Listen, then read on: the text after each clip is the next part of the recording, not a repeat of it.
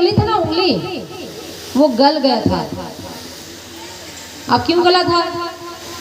उन्होंने जीवन में कभी असत्य का साथ नहीं दिया था, परंतु महाभारत में एक जगह उन्होंने असत्य का मार्ग अपनाया। जिस समय गुरु द्रोण का क्या है, द्रोणाचार्य पुत्र कौन है? अश्वत्थामा।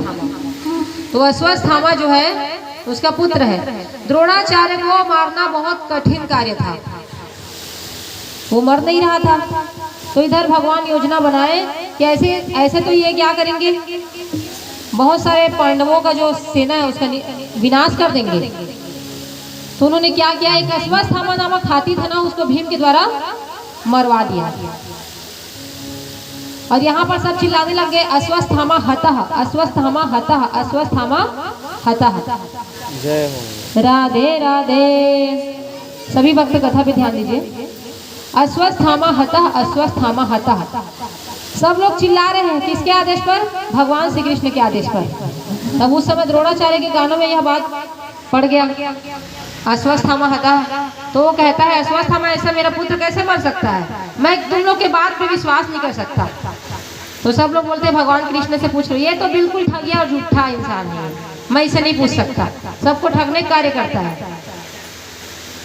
तब उस समय वो कहता है कि अगर युधिष्ठिर मुझे आकर कह दे, क्योंकि वो असत्य नहीं बोल सकते, कभी वो हमेशा धर्मज्ञ है युधिष्ठिर महाराज, अगर वो कह देना तब मैं मान लूँ, और बाकी किसी पे मुझे विश्वास नहीं है। सोचो, भगवान पे भी विश्वास नहीं था। भगवान श्री कृष्ण ने महाभारत की रचना, महाभारत का जो युद्ध है उसमें अधर्म पे धर्म की विजय के लिए इतना उन्होंने प्रयत्न किया, इतने अपने आप को सौंपा है, तभी इस महाभारत में पांडवों को विजय प्राप्त हुआ है। अगर भगवान श्री कृष्ण नहीं होते ना भक्तों, तो पांडव कदापि नहीं जीतते। मैंने क्या कहा कल? भीलन लोटी गोपिका, वही अर्जुन वही बाण। जब तक भगवान श्री कृष्ण अर्जुन के साथ में थे तब तक उनके बाणों में शक्ति थी, और जैसे ही भगवान स्वधाम गमन किए ना, वैसे ही उनके बाणों की जो शक्ति, उनकी पूरी शक्ति समाप्त हो गई। तो भगवान के प्रभाव की वजह से ही पांडव विजय से प्राप्त किए। अर्जुन को बहुत अभिमान था कि जो सम्रांगण है उसमें मेरे वजह से विजय प्राप्त हुआ है। अब एक बात और भक्तों, जब द्रोणाचार्य जो है युधिष्ठिर को कहते हैं, क्या मेरा पुत्र सही में मारा गया? और इधर भगवान श्री कृष्ण उनको पहले से पट्टी पढ़ा दिए थे, तुमको अगर युद्ध में विजय प्राप्त करना है, तुम झूठ तो नहीं बोल रहे हो, अधर्म का साथ नहीं दे रहे हो, परंतु तुमको सिर्फ यह कहना है अश्वत्थामा हतः, चाहे वो हाथी हो चाहे पुत्र, ये सब नहीं बताना है, सिर्फ क्या बोलना है?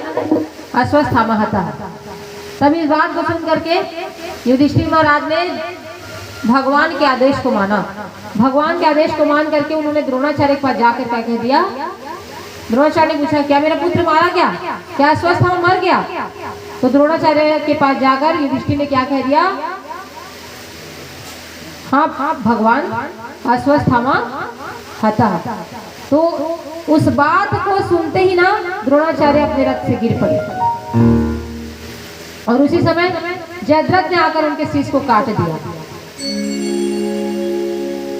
तो इसी झूठ के कारण, भले अनजाने में झूठ बोला, इसी झूठ के कारण जब युधिष्ठिर महाराज स्वर्ग को पहुंचे ना, स्वर्ग हम जब जा रहे थे, बाकी लोग स्वर्ग जब नहीं पहुंच पाए, तो उनका उंगली जो है ना गलते हुए गए, गलते हुए, इसी पाप के कारण, एक झूठ के कारण। अब आप ये सोचो, दिन प्रतिदिन आप कितना बार झूठ बोलते हो, एक ही दिन में कितना बार झूठ बोलते हो। सबसे बड़ा झूठ आज मोबाइल को मान रहे हैं सब लोग। मान लो कोई बोरसी में है, कहीं फोन आया किसी का इमरजेंसी में, कहाँ पे हो? मैं बोरसी से आगे निकल गया हूँ, मैं घर पहुँच गया हूँ, ऐसे करके सब लोग झूठ मारने लग गए आजकल। तो मोबाइल को उन्होंने साधन बना लिया हर चीज़ का, चाहे इंटरटेनमेंट हो, चाहे कोई भी चीज़ के लिए हो, चाहे अपने माता पिता से दूर रहने की बात क्यों ना हो, मोबाइल को ही अपना घर बना लिए हैं। पहले क्या होता था, मानव जो है, मनुष्य जो है स्मार्ट होता था, और मोबाइल मरा पड़ा था, मरा बोलिए बाकी बिहारी लाल की जय। पहले मोबाइल क्या था? मोबाइल जो था मरा पड़ा था, डेट था, डेट अर्थात मरा हुआ। छोटा सा पहले रहता था पुराने जमाने में, और मनुष्य क्या रहता था? पूरा एक्टिव रहता था। बहुत काम धाम करते थे पहले मनुष्य लोग। खेत में जो है 10-10 काम करके चलते थे अपने परिवार के भरण पोषण के लिए। और अभी क्या हो गया? मनुष्य मोबाइल जो है वो स्मार्ट हो गया है, और मनुष्य क्या हो गया है? डेथ हो गया है। मोबाइल को पकड़ करके वो सोए हुए हैं, एक जगह पड़े रहते, एक जगह मरे मुर्दे के समान डोलते नहीं होंगे। ऐसी विपरीतता कलयुग में देखने को मिल रही है। इसी मोबाइल की वजह से माता पिता से बच्चे दूर होते जा रहे हैं। एक रूम में घुसे रहते हैं सभी बच्चों को, आप देखना एक ही रूम में पड़े रहते हैं मृत के समान। तो ऐसा बच्चों को नहीं करना चाहिए, और माता पिता को चाहिए कि अपने बच्चों को शिक्षा दें। राधे राधे राधे राधे, बोलिए बाकी बिहारी लाल की जय। तो भक्तों, इस प्रकार स्वर्गारोहण हुआ युधिष्ठिर महाराज का। एक बार जीवन में झूठ बोला, असत्य अस्वस्थामा था, उसके लिए उनका उंगली गला हुआ है, और वैसी हालत में स्वर्ग पहुंचे। तत्पश्चात परीक्षित महाराज, सोचिए भगवान श्री कृष्ण ने उनका साक्षात रक्षा किया था गर्भ में जाकर। जिस शिशु का वो जीवन में कभी पाप नहीं किए, पांडव लोग कभी पाप नहीं किए थे। समझिए इस चीज को मैं क्या समझाना चाह रही हूँ। पांडव जो है कभी पाप नहीं किए थे, उसी का वंशधर परीक्षित महाराज, उन्होंने द्यूतम पानम स्त्रियः सुना यात्रा चतुर्विधा, अर्थात कल जो परीक्षित महाराज को जो श्राप लगा है ना, किस वजह से लगा था? किसके वजह से? हाँ, तो किसके प्रभाव से? कलयुग के प्रभाव से। इसी हम जो धरती पे है ना, हम जो जिस युग में है उसका नाम क्या है? कलयुग है। इसी कलयुग को उन्होंने सिर पे धारण किया। अब एक चीज मैं और बताना चाहूंगी आपको, एक बात। परीक्षित महाराज कभी शिकार नहीं खेलते थे। परीक्षित महाराज जो है, जब कलयुग को दिन की भांति जब वो शरण में आया था, हे भगवान मुझे माफ कर दीजिए, मैं आपके सामने शरण में आया हूँ, मुझे अपनाइए आप। तो कलयुग ने क्या बताया? भले मुझ में लाख बुराई है, लाख मैं दोषों का खान हूँ, परंतु मेरे अंदर एक अच्छाई है। कौन सा अच्छाई? कलयुग केवल नाम आधारा, सुमर सुमर नर उतर ही पारा। अर्थात जो मनुष्य प्रेम पूर्वक भक्ति से भगवान का नाम का, जहां भी रहो आप, जैसे भी रहो, जिस स्थिति में रहो, भगवान श्री कृष्ण का नाम, कोई भी जिस भगवान को इष्ट देव मानते हो उसका नाम ले लोगे ना, वही आपका पूर्ण फल प्राप्त होगा। आपको तपस्या करने जाने की जरूरत नहीं है। आप यहीं पर आकर कथा सुन रहे हो ना, यही आपका तपस्या है। तो इस बात को कलयुग बता रहा है, किसको? परीक्षित महाराज को। और कलयुग ने एक प्रभाव और बताया। कौन सा प्रभाव? देखना कलयुग में क्या होगा। कलयुग में जैसे ही मेरी एंट्री अब हो चुकी है, मैं प्रवेश कर चुका हूँ, तो यहाँ जो मनुष्य है वो कैसे होंगे, और यहाँ पर आकर उनका स्थिति कैसा हो जाएगा, उन्होंने उनको प्रमाणित करके दिया है। कैसे प्रमाणित? वृंदावन में आप गए होंगे तो वहाँ रंगनाथ का मंदिर देखे होंगे। कोई गया है? भगवान श्री रंगनाथ का मंदिर बस एक तीर्थ यात्रा वगैरह नहीं करते हो क्या आप लोग? चलो तीर्थ यात्रा नहीं किया कोई बात नहीं, परंतु आज जो है ना, यही आपका तीर्थ यात्रा है। कैसे? हरि की कथा होवे जहाँ, सब तीर्थ चले आए वहाँ। जहाँ जहाँ भगवान श्री कृष्ण की पावन कथाओं का गान होता है ना भक्तों, वहाँ वहाँ जितने आप तीर्थ देखते हो, सभी तीर्थ यहाँ पर आकर अदृश्य में विराजमान रहती है। और आप बोलोगे भगवान महाराज हमको दिख ही नहीं रहा है, कहाँ पे भगवान देवी देवता? तो क्या आपने इतना पुण्य किया है जो भगवान दिखाई दे देगा आप लोग को? बताइए। आपके आंखों में जब तक मोह माया का पर्दा पड़ा हुआ है ना, तब तक आप भगवान को नहीं देख सकते।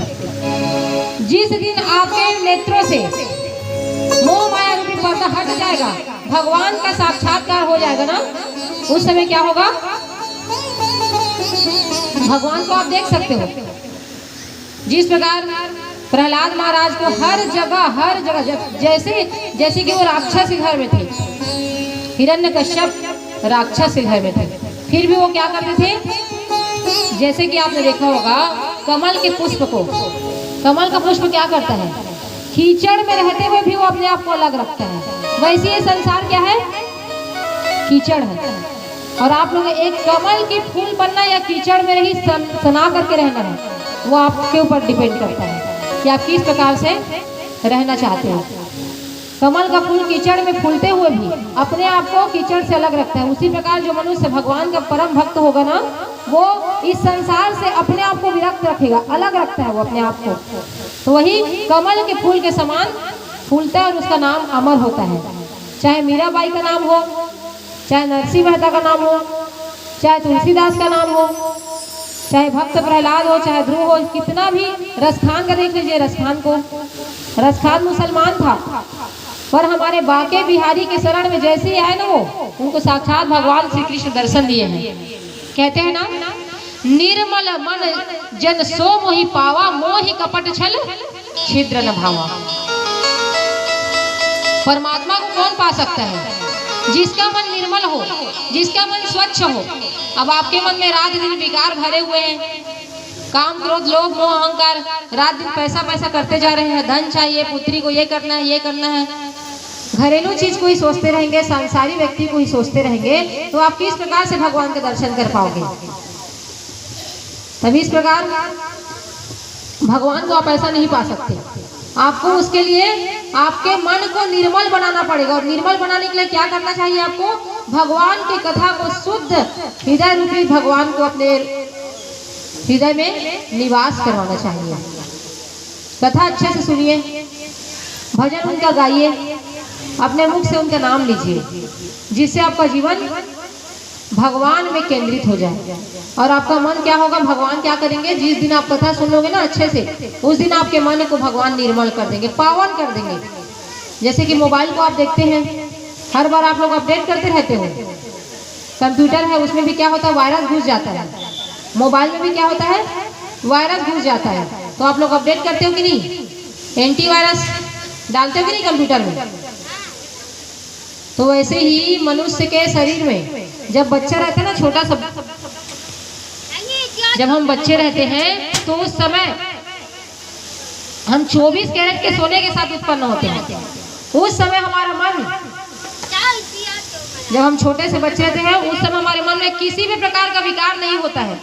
आप इस चीज को समझो, किसी भी प्रकार का हमारे मन में किसी के लिए ना शोक होता है, ना संतप्त होता है, ना काम होता है, ना क्रोध होता है, ना लोभ होता है, ना अहंकार होता है, कोई भी प्रकार का आदि व्याधि नहीं होता है। जैसे जैसे हम बड़े होते जाते हैं, धीरे धीरे हमारे अंदर वासनाएं प्रवेश करती जाती है।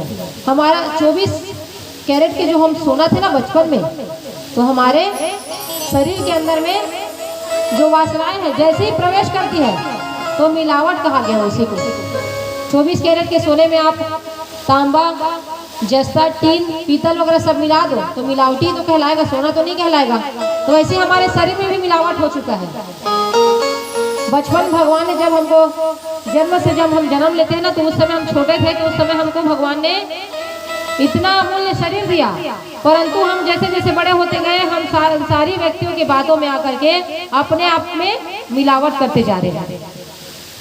और इसका जिम्मेदार कौन है बताइए? इसका जिम्मेदार हम ही हैं। साथ में माता पिता को भी जिम्मेदार ठहराऊंगी मैं इस चीज़ के लिए। चाहे आपको मेरी बात गलत लगे, कुछ भी लगे, परंतु ये व्यास मंच मुझे अब कहने का अधिकार देता है। वह माता पिता गलत है जो अपने बच्चों को संस्कारों की शिक्षा न दे पाए। वह माता पिता गलत है जो अपने बच्चे को असत्य मार्ग में जाने से न रोक पाए। और वह माता पिता गलत है जो अपने बच्चों को स्वाध्याय की शिक्षा न दे पाए। जिस प्रकार माता सीता को देखे होंगे, माता सीता इतना वन वन में घूमी पर अपने बच्चों को स्वावलंब बनने की शिक्षा दी है वो। तो वही माता श्रेष्ठ, वही पिता श्रेष्ठ जो अपने बच्चों को संस्कार की शिक्षा दे। और अगर संस्कार आपको बोलोगे, आप संस्कार कहाँ मिलेगा? आप लोग पहले भागवत में बैठना प्रारंभ करो, यहाँ आपको संस्कार मिलेगा। साथ में अपने बच्चों को लाइए। तो यही क्या है? संस्कार का विद्यालय है। तो भक्तों, अब परीक्षित महाराज को कलयुग कहता है। कलयुग जो है, देखना, मैं आपको एक नमूना दिखाता हूँ कि कलयुग में किस प्रकार से मनुष्य होंगे। उन्होंने क्या किया? एक 9 मन का सोना का खंभा बना दिया। किसने? बोलिए बाकी बिहारी लाल की जय। 9 मन का सोने का खंभा बनाया कलयुग ने। तत्पश्चात सोना का खंभा जैसे ही बनाया गया तो उन्होंने कहा चलो आज नमूना देखते हैं। कलयुग में मेरा प्रवेश हो चुका है। कलयुग में सब मनुष्य किस प्रकार से अपना जीवन निर्वाह करेंगे उसको आप देखिए। तो नमूना दिखाने के लिए ना कलयुग ने एक सोना का खंभा बनाया और सोने के खंभा बना करके वो चले गए। परीक्षित राजा को बोले कि चल देखते हम क्या होता है। अब इधर 4 चोर आए हैं। 4 चोर जो है रोज चोरी कर करके अपना जीवन यापन करते हैं। कलयुग कैसा रहेगा ना, उसका नमूना दे रहा है। कौन नमूना दे रहा है?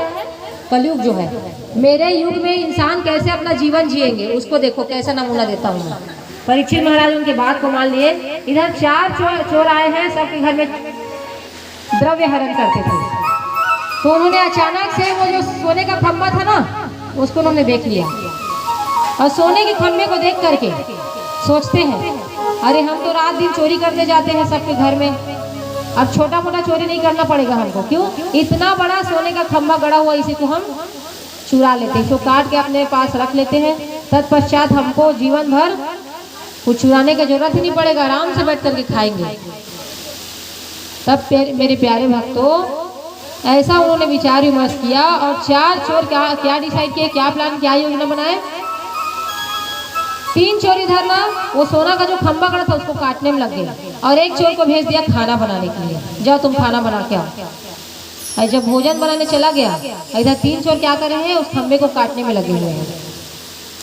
काट और ये खाना बना रहे हैं। अब ये तीनों क्या सोचते? तीनों चोर, उनके मन में ना कलयुग का स्वरूप बताया जा रहा है। अब यही स्वरूप है। उनके मन कैसा है? तीनों चोर यह सोच रहे हैं कि ये जो भोजन बना रहा है ना जो व्यक्ति, ये तीनों जो हम जो चोरी कर रहे हैं अभी जिस सोने का, इसको हम अच्छे से काट लेते हैं और काटने पश्चात तीनों आपस में बांट लेंगे। और जो चौथा चोर जो भोजन बना रहे हैं उसको हम क्या कर देंगे? मार देंगे। अब ऐसा ही लोग योजना बना दी और तीनों हम आपस में बांट लेंगे। एक जो अधिकारी वो कम हो जाएगा, हिस्सा कम हो जाएगा तो हमको ज़्यादा मिलेगा। अब इधर ये लोग योजना बना रहे और इधर दूसरे तरफ जो भोजन बनाने वाला है ना, जो अन्य चोर था, चौथा चोर, वो योजना बना रहा है। कौन सा योजना? मैं एक काम करता हूँ, मैं जो खाना बना रहा हूँ इसी में विष मिला देता हूँ और विष जब मिलाऊंगा इसको तीनों चोर खाएंगे, तीनों खाक मर जाएंगे, सारा सोना मेरा हो जाएगा। अब इस योजना के बना लिए। फिर तत्पश्चात ये योजना चारों ने बना लिया। इधर ये भोजन रसोईया क्या सोच रहा है? ये भोजन को मैं जाके खिला दूंगा, तीनों मर जाएंगे, सोना को मैं ले लूंगा। और ये लोग सोच रहे हैं हम उस रसोइयों को मार देंगे, इसका सोना हम ले लेंगे। सब योजना बना लिए। अब ये लोग थक गए, सब सोना को काट लिए, जो खंभा जो गड़ा था उसको सोने का। अब जैसे ही रसोईया उसके पास पहुंचा, ये लो मैंने खाना भोजन बना दिया है, तीनों खाना खा लो। अब मैंने खा लिया है, ऐसा उन्होंने जाकर के कह दिया। अब इस बात को सुन करके तीनों चोरों ने सोचा पहले हम खाना खा लेते हैं, उसके बाद इसको मार देंगे तीनों में। तो उन तीनों ने क्या किया? खाना को खा लिया और खाना को जैसे ही भोजन को जैसे ही ग्रहण किए, तीनों की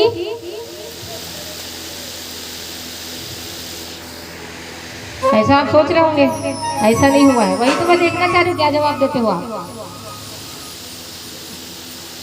जब रसोईया जैसे ही उनके पास पहुंचा ना, उन तीनों के पास, वैसे ही उस रसोइयों को उन्होंने मार दिया। अब वो सोचते हैं चलो रसोईया तो मर चुका है, अब इसका पूरा धन तो हमारा ही है, तो उसके पहले क्यों ना हम भोजन कर ले। तो उन्होंने क्या किया? उस भोजन को लिया और तीनों खा गए।